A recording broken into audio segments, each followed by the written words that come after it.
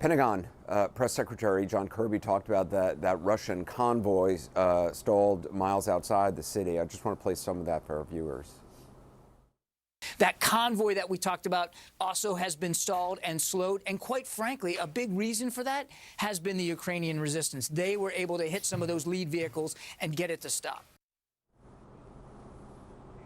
What's the latest that you've been hearing and seeing? Well, the Pentagon, Anderson, saying that that not only is it stalled, but that it hasn't really moved, obviously, in the past few days since the weekend. It's stuck about 15 miles outside of Kyiv. And on top of the efforts that the Ukrainians and special forces in particular have made against those vehicles, there was also a bridge that was blown up that has caused them to stop, that has prevented their advance. But there are a number of factors that have gone into the fact that this convoy is pretty much at a standstill. I mean, think about how many days that we've been talking about this, and it stretched way out. And initially it was 3 miles. Now it's stretched way out to 40 miles. And you've heard military experts and former officials talking about them being sitting ducks out there. And so we have seen these Ukrainian forces managing to pick off a number of those vehicles.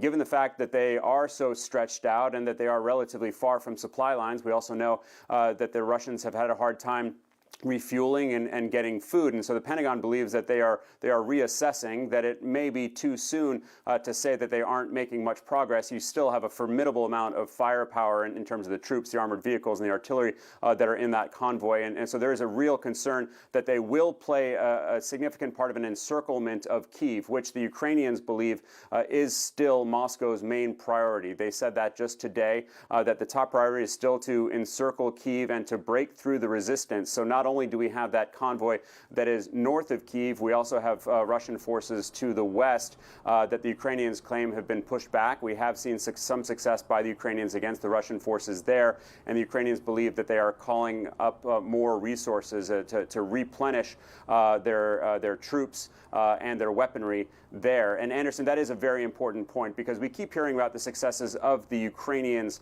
against the Russians, but the fact of the matter is the Russians have a much deeper reserve of power than the Ukrainians do. That's why the Ukrainians have been calling on everybody, not just in the country, but from outside the country, to come help them fight. The Pentagon believes that some 92% of the pre-positioned combat power of the Russians is now in Ukraine, and that they still have the vast majority of that combat power still in reserve. So despite the fact that the Russians have not made much progress here in Kyiv, there is still so much they can do. And Anderson, the belief is that because they may be frustrated on the ground, because they are getting pushed back on the ground, that they may step it up from the air. So there is real concern, real fear that we may soon see more significant aerial bombardment, not just of Kyiv, but of other areas by Russia's helicopters and jets. Anderson. Yeah. Fred, in Moscow, NATO, you've been watching Russian weapons and manpower pour into Ukraine now for this entire invasion. You're in Moscow now.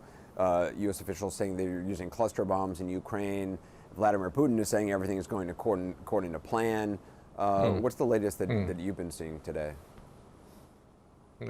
Yeah. Look, and the NATO Secretary General obviously also saying today that NATO believes that the Russians have been using cluster bombs. The Russians have said nothing about that so far, but the statements that we're getting from the Russian military and also from the Russian government remain pretty unequivocal. They keep saying that they are not targeting civilians, not targeting civilian areas, and don't want civilians to come to harm. Now, what we've been hearing from the Russian military is they accused the Ukrainian military of essentially hiding weapons in civilian areas, and as the Russian government and the Russian military put it, using civilians as human shields in some of those areas as well. So that's the official line that we're getting from Russia. And as far as those munitions are concerned, obviously, Anderson, one of the things that we saw when we were down in Belgorod, right across from the front line in Kharkiv, was the Russians move a rocket launcher towards the front line that uses or that shoots thermobaric tipped rockets, and that's certainly something that's been criticized by the United States. We can't obviously confirm whether or not the Russians actually used that rocket launcher, but we do know that it was moved towards the front line and is obviously stationed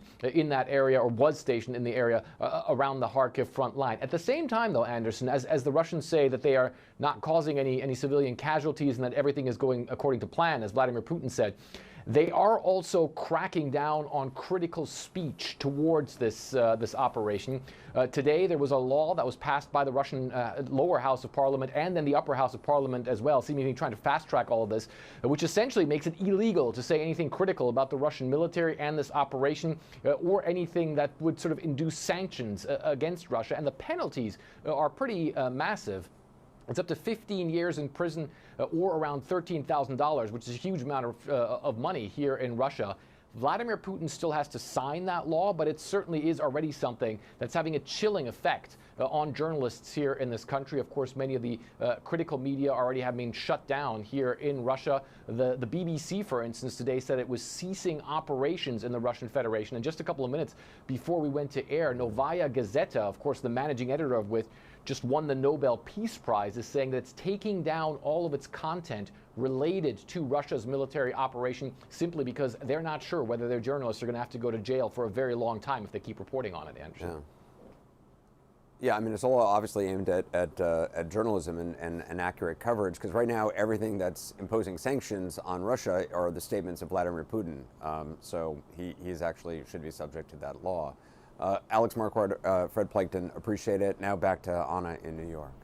And Anderson, this is a growing global crisis when you think of all the refugees that are now ending up in other countries. More than 1 million Ukrainians have fled the escalating hardships of war and are escaping to neighboring countries. CNN's Sarah Seidner is at one such crossing just inside Poland along the border with Ukraine. Sarah, what are you seeing today? We're in Medica, Poland, and just over my left shoulder is the border with Ukraine. We are seeing families, some of whom just crossed by us as you were talking. I'm going to have Jerry just show you. They have finally gotten some transport to get out of the frigid cold. You can see that they are carrying very few things. Most people have just one bag or one backpack, lots of children. Some kids who are in 9 or 10 coming over the border. It's slow when it comes to the numbers, but as you're seeing, it's all day and all night long people coming through here. And now Poland has about half of the 1 million plus people who have made their way from the war in Ukraine into another country. Poland bearing the brunt of that because of its proximity and because Poland has opened its doors much wider, allowing people, for example, not just to drive, they can walk, and however they can get here, they will be allowed over the border. The EU and Poland assuring people, no matter what their residency is or what their passport says, they will be allowed to cross away and out of war. But we are seeing something very interesting, and that is we are seeing not only people streaming out of Ukraine, but we are seeing a few people going in. Listen. We picked up a few guys and we were ready to join the fight. The little story, I was a sniper in Afghanistan twice, and I went against ISIS as well in 2015, so it's my second time as a volunteer. And we just met up at the airport. And we need to push a lot of people at the front very quickly. So there were several men that we noticed walking towards the border and then going in. They were speaking French. There was someone who was French Canadian, and there were people who were from the UK, from England. All of them said that they were veterans of war and that they wanted to just go and fight. Fight for Ukraine, fight for, as they said, freedom, fight against Russia and against what they called fascism and communism.